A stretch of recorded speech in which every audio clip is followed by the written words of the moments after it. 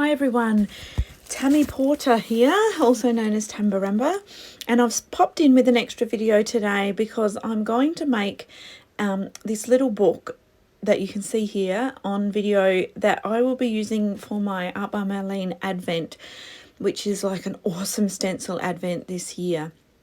So I made this size last year. You'll see it sitting there. So that's the advent calendar, but you'll see the little book I made last year. And I really liked the size. And the size just happens to be the exact size of the stencils. So I think it's 4 inches by 4 inches. So I'm just giving you a flip through of what I did last year. So I can't wait to see this one come alive. But what I am going to do this year is make the spine a little thicker. Because I had a bit of trouble squishing it all into that one. So I started with some all-round paper in A4 size, and I used 3 sheets. You'll also need a paper trimmer, and I used a metal ruler and a pencil, and I used one of Marlene's paintbrushes, the end, as a scorer, and then I grabbed a few things out of the golden Oldie pack. I grabbed some rub-ons for the year numbers. And then I'm using Mermaid, Ballet and Kissy and pitch paint. And I also grabbed the diamond special effects paint and glue. So as you can see, these are all the bits and pieces. I've just gathered a few things that are sitting around on my desk and added some ribbon to it. And some hat elastic is what I use for the binding. So these are really easy to make. I'm not into measuring very well, and I'm not into exactness very well. I much prefer to eyeball everything. So basically each sheet of paper makes one signature. So by having 3 sheets of paper, you make 3 signatures. Now during the December, I'll do some single pages and some double pages, and you know, that's totally up to you. So if you want to have 4 signatures, you could. So you'll just need an extra sheet of paper. But basically, the paper measures from top to bottom 29.5 centimetres. And so I divided that into 3, and I basically cut it 9 3/4. That was just easy for my eye, 9 3/4. And then I'm coming along, I'm turning it onto the side, and it measures 21 centimetres all the way across. So the halfway point of that is 10.5 centimetres. And what I'm doing is just making a mark with a pencil, and then I'm turning my ruler and using that to crease the page, and then I'm using the very end of the paintbrush just to really score that sharply. And then when I put the signature together, you'll see that it was just hanging over the edge a little bit. The inner pages just sort of stick out a little bit, and I just wanted not to have that look. So you might be totally fine with that, but I just take out, once I put the 3 together, I take out the inner 2 and just trim a slight bit off of the ends, and that basically makes it sit nicely. So now I've taken a piece of cardboard, just any old cardboard, and I've just marked it so it's slightly bigger than the signatures. So the signatures were 9.75, so it's probably around 10 centimetres, and I've just cut a strip. And then I simply lay my signature on top, and I want to make a front, a back and a spine. So I actually just want it to be slightly bigger than the signature. So I just do a mark with a pencil and mark a space for the front cover, and then I marked the spine, and I actually made it a little bit wider today, and then I marked the back cover, and then I just trimmed them down so you can see them there. So I've cut them out. Now they're not perfectly straight because I'm using quite thick cardboard, but they'll be just fine, just perfect. So you can see, I'm not sure what the measurement of the inner spine is that I've used, but I just eyeballed it and made it a little bit wider. And now I just have also cut a strip from some of Marlene's paper. This is one of my favourites of hers, so I thought it would make a gorgeous album cover. And I just cut a strip bigger than the whole thing. And then I actually just glued the cardboard pieces straight down onto the reverse of it. And you can see I've left a gap between the spine. So that just means there'll be that part for it to bend. So just leave a little space. So the first thing I then do once they're glued down is the corners. So instead of trimming them off and cutting off the triangle, simply fold it over and glue it down. And that way it'll be seamless. You will not have any raw edges at all. So do your 4 corners first, and I use little paper clips or pegs just to hold the glue down while it sets.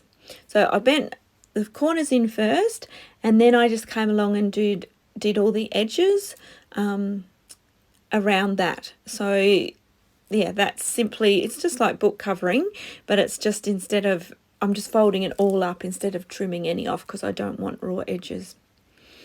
Okay, so while that dries and sets, I need to make the inside cover, and some of you who follow my work know that I just love black and white stripes. So I've grabbed another sheet of the all-round paper, and I just cut a strip so that it is slightly smaller than the inside cover. So again, I just eyeball it and then cut it.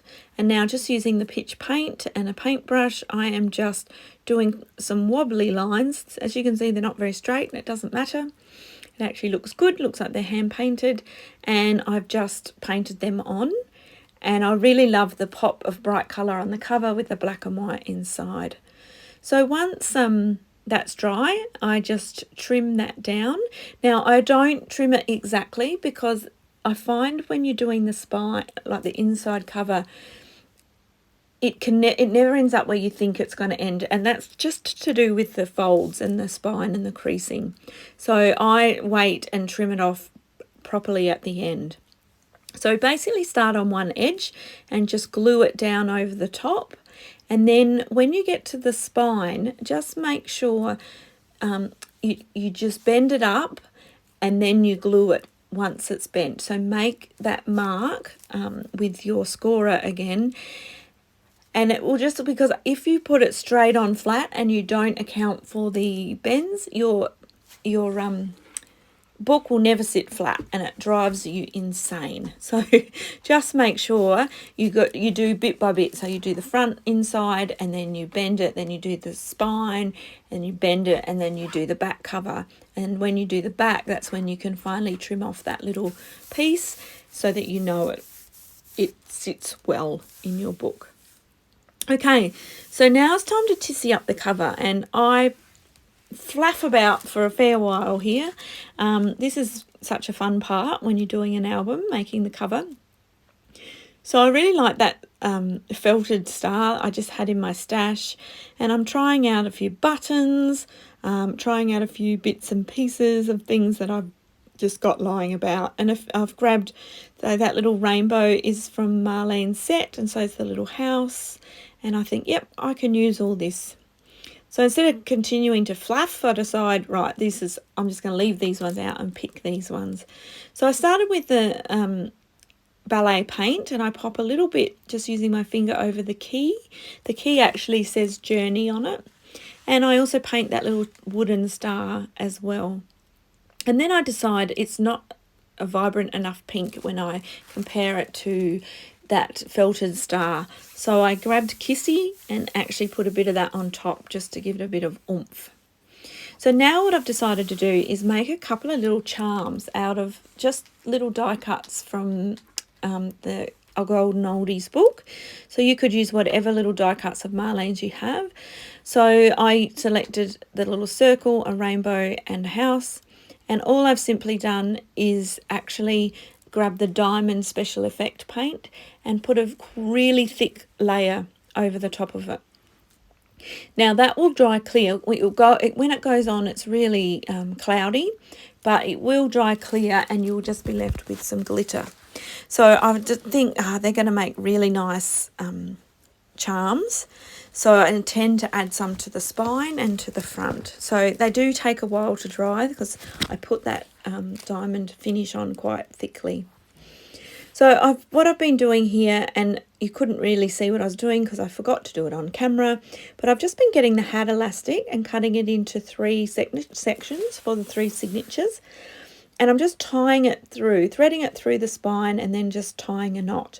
Now on some of the bits I add some little charms and knickknacks as I go. So I do thread the painted star on. I found a little sewing spool that I had and I added some black and white thread to that, and I've threaded it completely onto the spine, and it looks super cute. And I've got a key, and I'll add some of those other bits that I'm waiting to dry. So I simply just tie a knot with the hat elastic, and I really like how the spine is quite eclectic. And when I don't think I've done it on camera yet, but when I tie off and trim off the ends of the hat elastic, I do use a flame just to set it and stop any fraying as well. So now my little charms with the glitter, diamond glitter, are dry. So they're still not as thick as I was hoping they would come out. So what I've done is I've popped them onto some white cardboard, glued them on, and then just cut them out. And now they're really thick and they look just gorgeous. So I will be doing a lot more of these because they're super cute. So now I think, well, how am I going to attach that rainbow to the spines, the hat elastic? Because I've already tied them and I couldn't find any little, I don't know what they're called, little round, can't remember what they're called, but little circles that dangle earrings and stuff from. I couldn't find any. So I decided just to get some black thread and just to sew it directly onto some of the hat elastic. So it's still dangling, but yeah, it's pretty secure. So here I am just finishing off the tying. What I probably forgot to mention is the cardboard that I made the cover from. So I actually just use any cardboard you have. So you could use a cereal box, you could use the back of an art pad, which is probably what I have used because I save all of those. Yeah, anything at all. So if you have a cereal box and you want it thicker, you could do a double layer. But the cardboard I used was quite thick. So here I am. I began by adding glue to the ends of the hat elastic, but it was still fraying. So this is where I've cut them, and I just quickly zap them with a flame there, and then they won't fray. So now I'm just tissing up the front and working out where I want buttons and where I want things. And I'm quite happy with that. So I just start to glue it all down.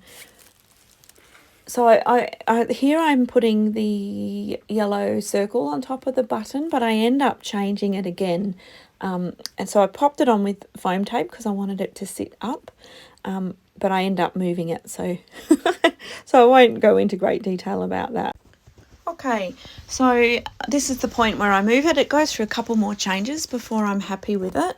I play around quite a bit with the cover, and I think that's the fun of making a cover. You change your mind and you move things about, and it's just using up some of your bits and bobs and buttons and all sorts of things that us art journalists and crafters collect.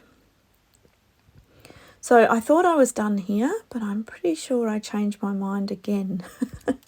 But what I'm doing at the moment is I grabbed the rub-ons, and I'm just using the teeny tiny rub-ons numbers to create 2023 so that I can remember that's when I made this album.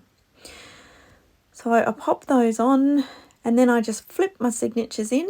So they're really easy once the hat elastic's on, just to flip them in and out. And as you can see, there's plenty of room between them. So there's plenty of room, you know, for it to get thick with paint and stuff. So this is the part where I changed my mind again. And it's basically, I found this little a dried up paintbrush on my desk that I'd forgotten to put in my water. And I saved the top of it. And I thought, well, that would look really cute with some black and white twine wrapped around it and then adhered to the very front of the book. So I really like that. And then I also thought, well, that little, I don't know what this stuff's called, that green bobbly stuff, but I thought, well, that would look cute on the first page so that from the front of the book you can see it. So I've just trimmed it off and just adhered it to that inside edge, and I'm just holding it there with some clips while it dries. So now I grab just a few little bits of ribbon and just tie a few to the spine, just to the rest of the hat elastic. So it's going to be quite busy, but that's the look that I wanted. I wanted it to be a bit quirky and a bit of fun. So I'd love to know who's got the advent calendar and who's ready for December 1st to start. It's very exciting. If you don't want to make an album like I've made, Marlene has put one in the group and a couple of the other girls have as well. So please feel free to make it work for you. I loved my little album last year, so decided to not reinvent the wheel and just go with it with a few little improvements. So that shot there was a really good shot of the little charms on the side, and here you can see the inside. So I can't wait to start opening the tin, and I hope you play along too. I plan to do every day. I may need a few days to catch up as I have work in there as well. I'd love to hear from any of you who are going to play along, and happy December. Bye.